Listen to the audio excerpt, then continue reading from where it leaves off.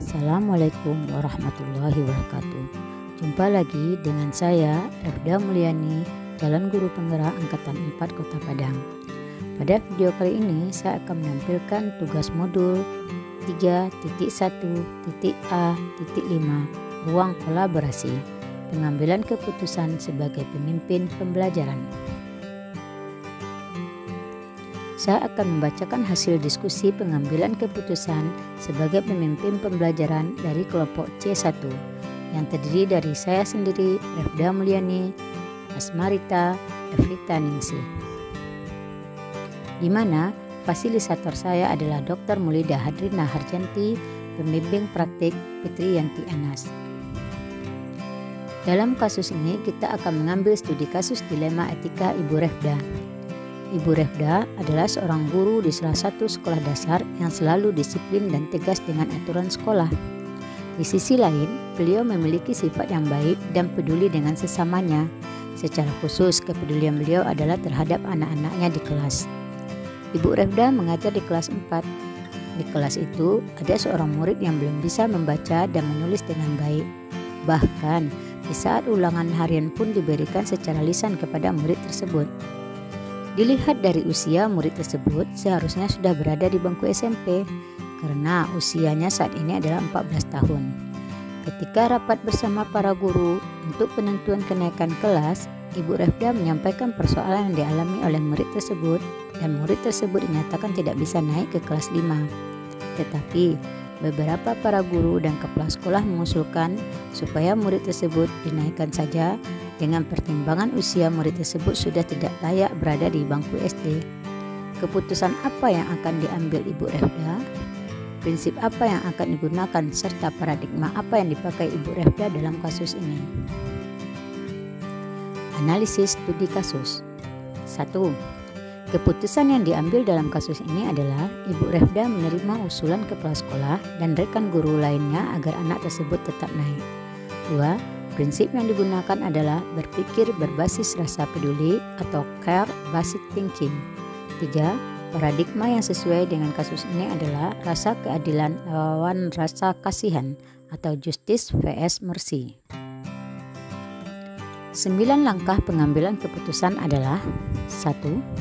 Nilai yang saling bertentangan dalam kasus ini adalah nilai kebenaran dengan nilai kasih sayang dan kepedulian. 2. Yang terlibat dalam situasi ini adalah Ibu Refda, kepala sekolah, dan rekan guru. 3. Fakta yang relevan dalam kasus ini adalah seorang siswa kelas 4 yang belum bisa membaca dan menulis dengan baik di mana usia murid tersebut sudah 14 tahun. Ibu Refda menyampaikan hambatan yang dialami murid tersebut dan memutuskan anak tersebut tidak naik kelas 5 pada rapat Dewan Guru dan untuk penentuan kenaikan kelas. Usulan kepala sekolah dan rekan guru sejawat agar anak tersebut tetap dinaikkan ke kelas 5. 4. Untuk pengujian benar dan salah dalam kasus ini, 1. Uji legal tidak ada terdapat pelanggaran hukum. 2. Uji regulasi atau standar profesional tidak terdapat pelanggaran kode etik profesi. 3. Uji intuisi. Dalam kasus ini, berdasarkan perasaan dan intuisi ada yang salah karena keputusan yang diambil tidak membantu murid dalam usaha memperbaiki kelemahannya dalam mengatasi kekurangan dan keterbatasan murid tersebut. 4. Keputusan yang diambil tidak perlu dipublikasikan karena masalah tersebut biarlah menjadi masalah intern sekolah yang tidak perlu diketahui pihak lain untuk menjaga mental murid. 5. Keputusan yang diambil oleh panutan yaitu memutuskan murid tersebut untuk naik ke kelas 5 dengan alasan bahwa penilaian terhadap peserta didik bukan semata-mata pada aspek kognitif, melainkan pada aspek psikomotor dan afektif murid tersebut. 5. Pengujian paradigma benar lawan benar. Kasus ini memuat paradigma rasa keadilan lawan rasa kasihan atau justice vs mercy. 6. Melakukan prinsip resolusi. Pada kasus ini, prinsip penyelesaian di mana yang dipakai adalah berpikir berbasis rasa peduli atau care based thinking.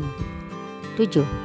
investigasi opsi trilema, adanya penyelesaian yang kreatif bahwa penilaian anak tersebut bukan hanya pada satu sisi, tetapi diambil dalam berbagai sisi selain dari pengetahuan.